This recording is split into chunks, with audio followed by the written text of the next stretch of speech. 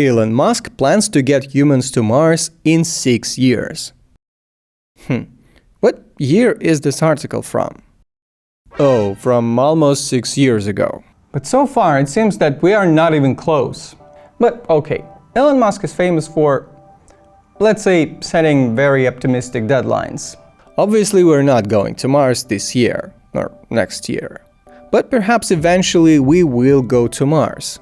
I recently made a video about several unusual ideas for colonization of Mars. Whenever I hear a conversation about the colonization of Mars, the question that pops up quite frequently is why?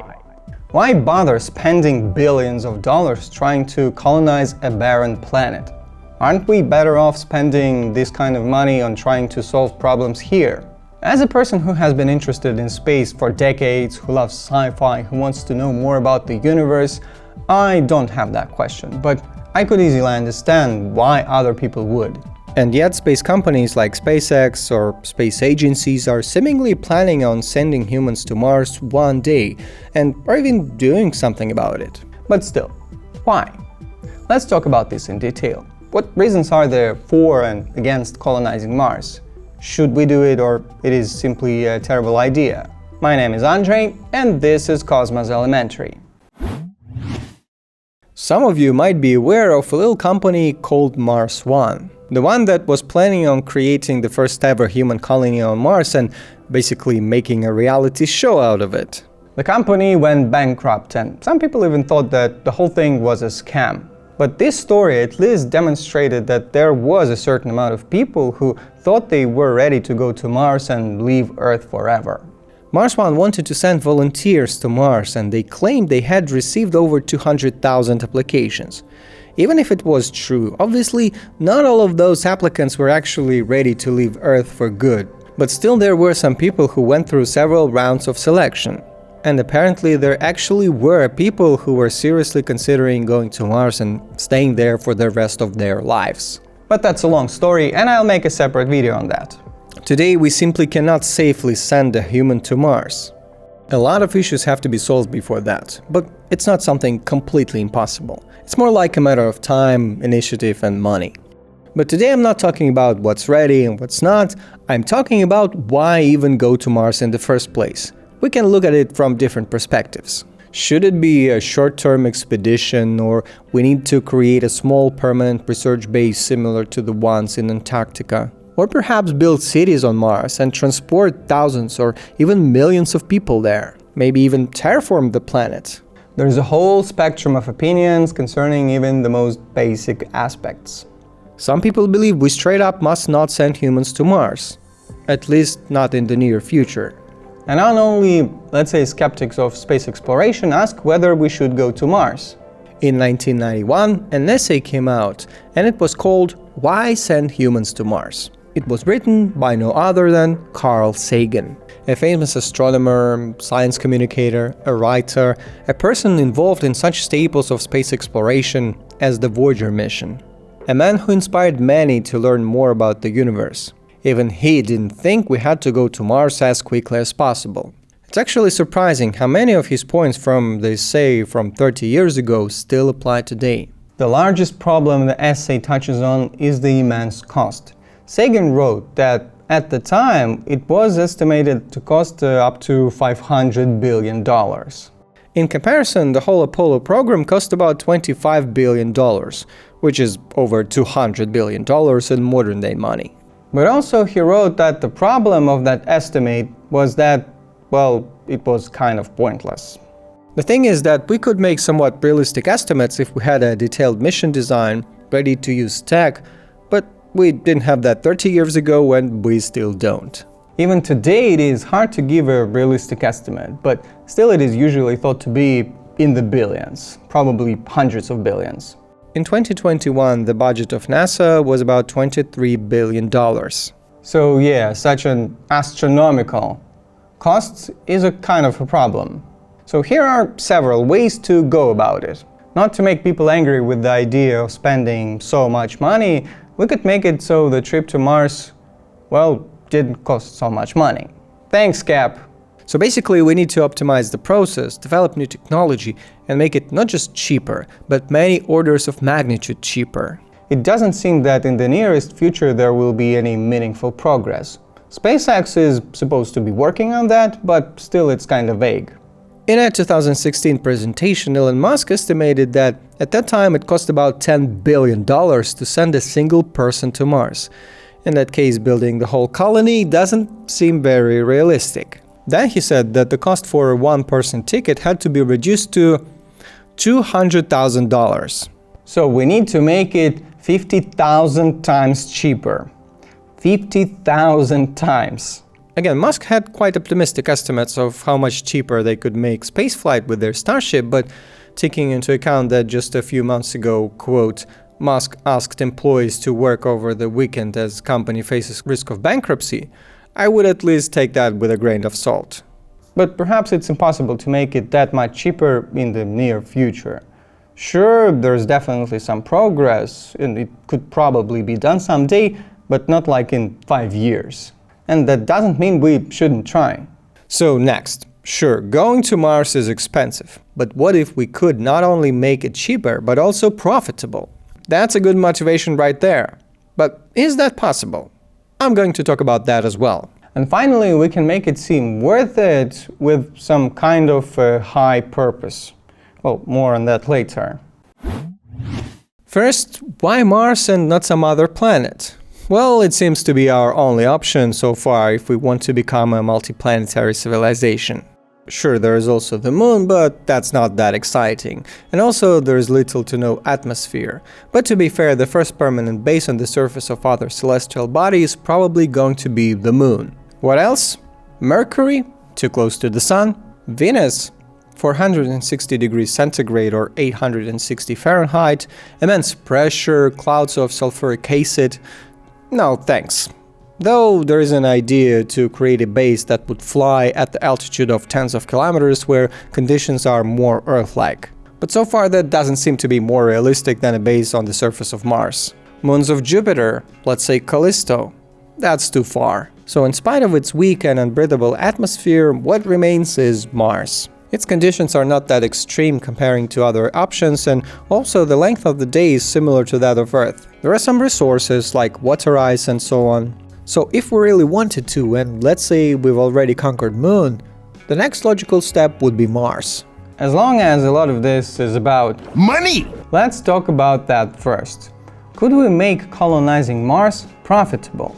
How about some resources? Can we mine for something on Mars? Well, we don't have much direct evidence on what resources are present on Mars. We've got some info from Mars rovers that study chemical compositions of samples from the surface of Mars. But we haven't had samples returned from Mars. There is a plan to deliver samples, but it's unclear when it will actually happen. We never dug deep into Martian surface. We can also get some idea of what's there on Mars by studying meteorites that came from Mars and that are found on Earth. Martian rocks that were ejected from Mars and then got to Earth. Lab studies of those meteorites tell us that there should be some useful metals. And after all, both Earth and Mars did form out of the material in the same protoplanetary disk at about the same time. Of course, each planet had its own evolution and they are different in mass and size, but probably they are not drastically different chemically. Both planets should have some gold, platinum and other metals. But again, we don't know where and how much of that Mars has. But currently it doesn't seem economically viable to mine for resources on Mars and then bring them back to Earth. Sure, you could use resources in situ, but still, even proponents of Mars colonization like Elon Musk or Robert Zubrin, an aerospace engineer and the founder of Mars Society, believe that mining on Mars and delivering resources to Earth cannot be economically viable. Even when we actually run out of some materials here on Earth, we don't have to go all the way to Mars to get them. We could mine asteroids for metals, but that's a different story. Next, space tourism. The sphere is still in its infancy.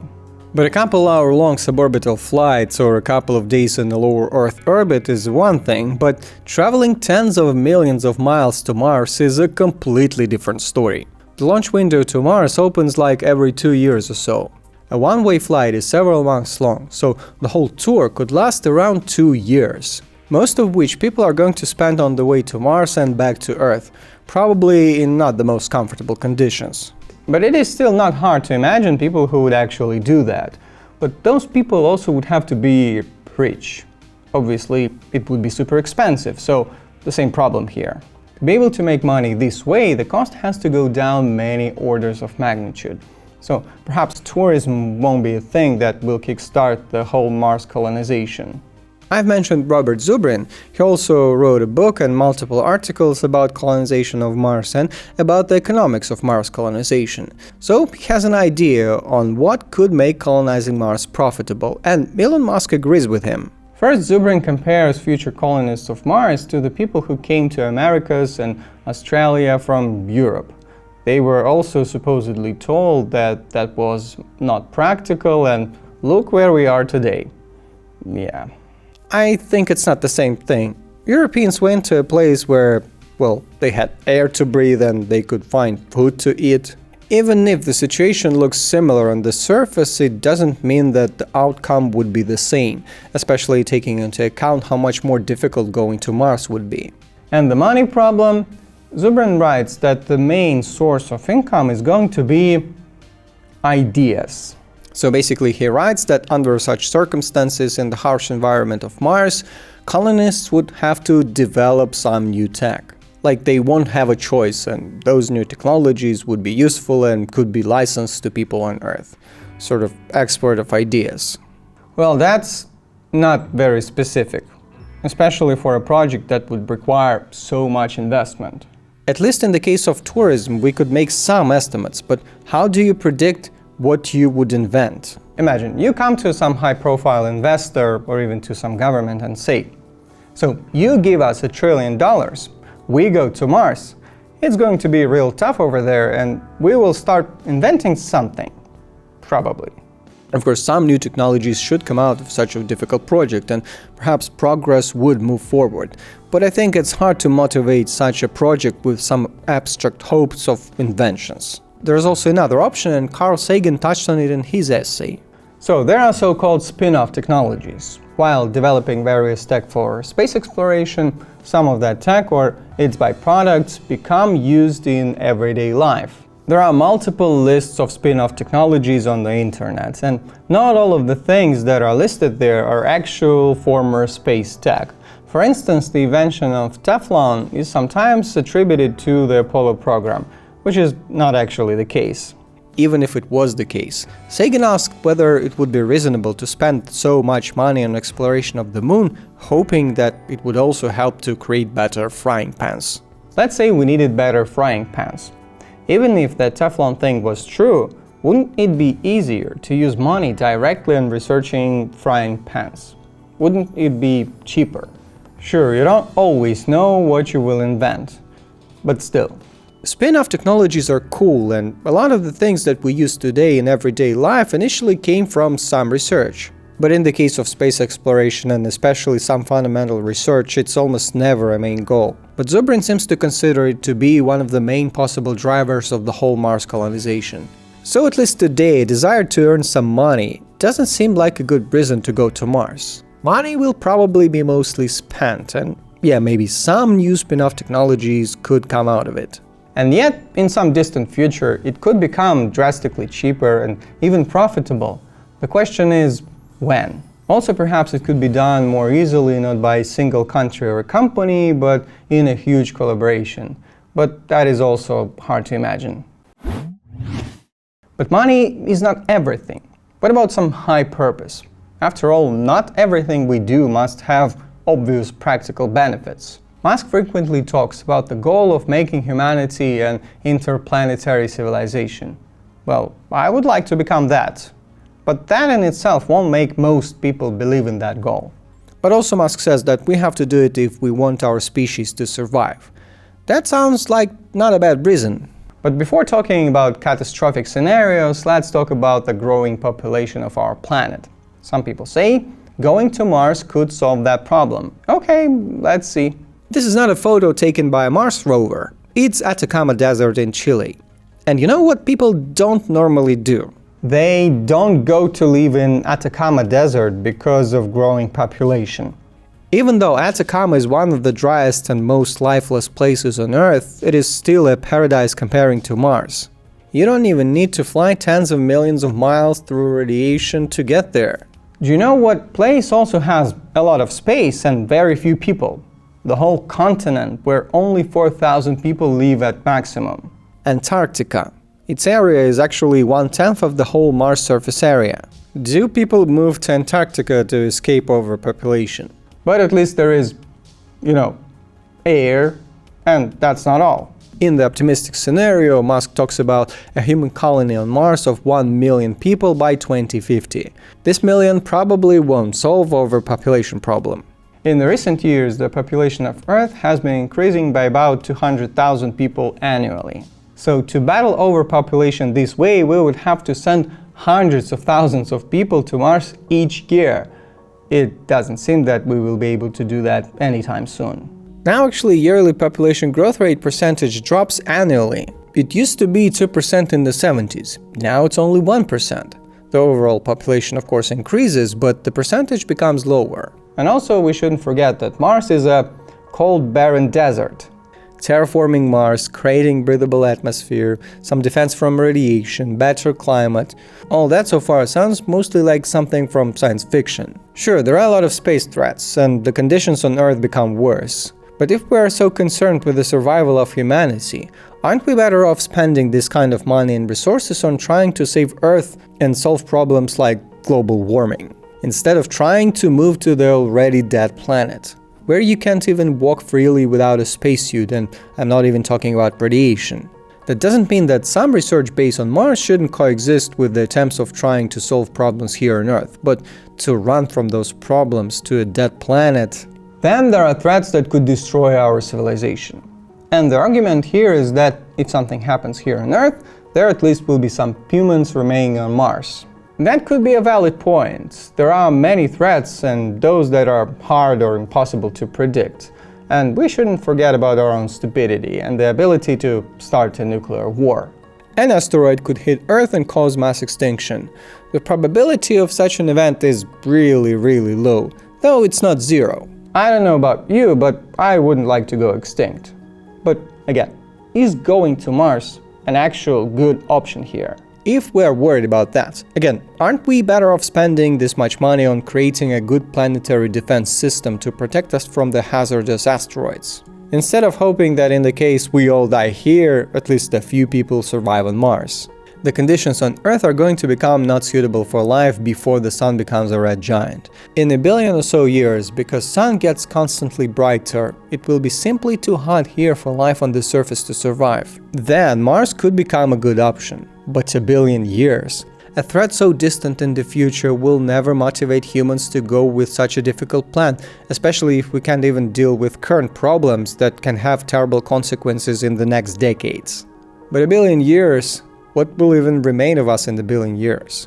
Of course, in the case that something truly unexpected happened to Earth and we all died here and some people still survived on Mars, that at least would be something. But without a specific threat, survival of humans are probably not going to become a good motivation to colonize Mars, especially if we could deal with many threats more effectively here and save more people.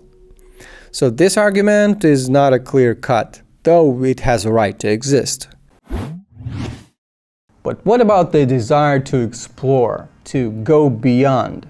And surely Mars is a really interesting planet that has been studied for decades now. One of the main questions we have is whether life exists or ever existed there. It is one of the most promising places in the solar system to look for signs of extraterrestrial life. Sure, if it ever existed, it was probably some microbial life, but still. So humans on Mars could look for life. But again, there are two sides to that coin. First, we're already doing that with rovers. That's a never-ending debate about who should explore space, humans or robots. On the other hand, humans can analyze the situation and quickly adapt, make decisions.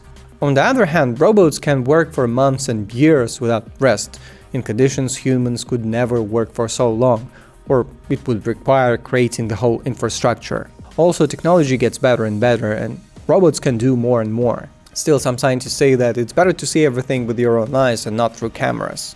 But there is another problem. One of the main goals of Mars exploration is to finally figure out whether life was ever present on Mars. And by going there, we could mess that up by bringing microorganisms from Earth. Sure, robots could also do that, but at least people try their best to sterilize them according to modern protocols. And they don't have so many microorganisms as we intrinsically have. Even the tiny chance that we could contaminate Mars could undermine the whole search for life thing. Even if we found something, how could we be sure that it's not something we brought ourselves? One of the greatest discoveries ever could be compromised.